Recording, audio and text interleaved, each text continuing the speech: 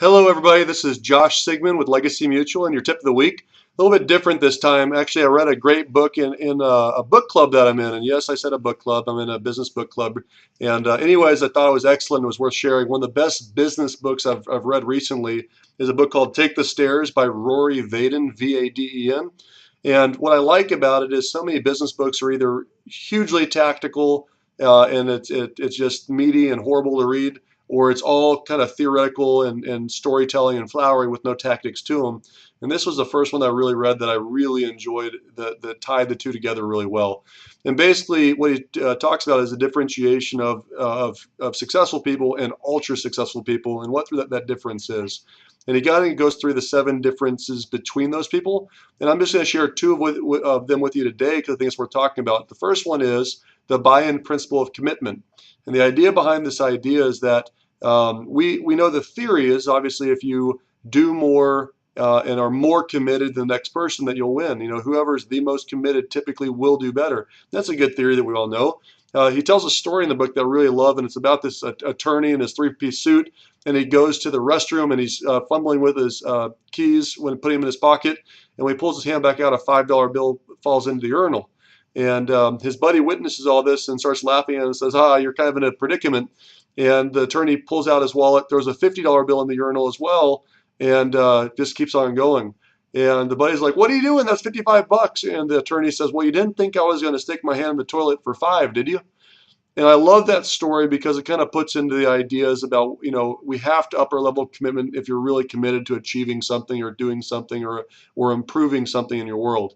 So as an example, tactically, you know, we all talk about New Year's resolutions. And why do so many people fail once they put something out? They don't actually follow through. Well, I just don't think many people are really committed to whatever goal they put out there. So from now on, what I'd recommend you do is tie in a consequence of not achieving that goal, something that's really painful, like, hey, wifey, I'm going to clean the dishes for the next 30 days if I don't blink. So you're tied together a consequence that's not a good option. In the absence of option B, we're going to make option A happen if at all, because I don't want to do dishes for 30 days.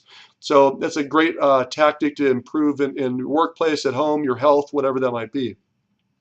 The 7th principle of success in his book is this idea, it's the pendulum principle of action. And basically it says that, hey, we all know in our businesses and our lives what we should do. Like, it's not a mystery how to lose weight. Eat less, work out more, right?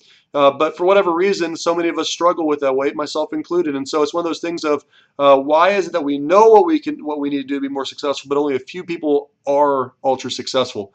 And he says, you know, if you go back to grade school, it talks about the pendulum principle. And basically that principle is that in gravity, if we pull a pendulum, you know, a rope comes down, hangs out to a weight. If you pull that weight over and let go, it kind of pendulums back and forth, back and forth, back and forth.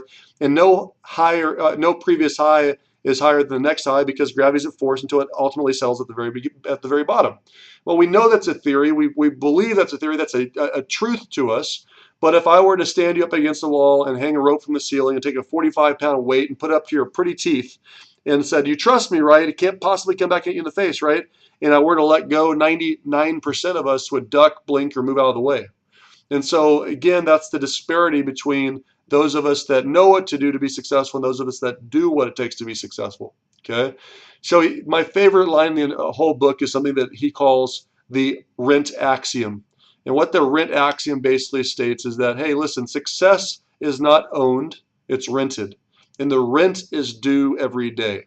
So whatever that means to you guys, if you're working on your weight, if you're working on your marriage, if you're working on your business, if you're working on saving more money, whatever it is that you're working on, as a tactic and a challenge to you, what I'd recommend that you do is you know what it takes to be better in that area.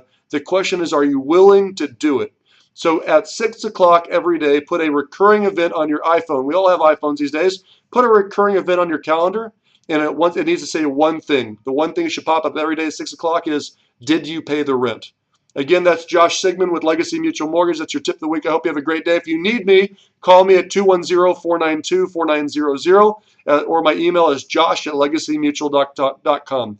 Josh@legacymutual.com. Have a blessed day. Bye-bye.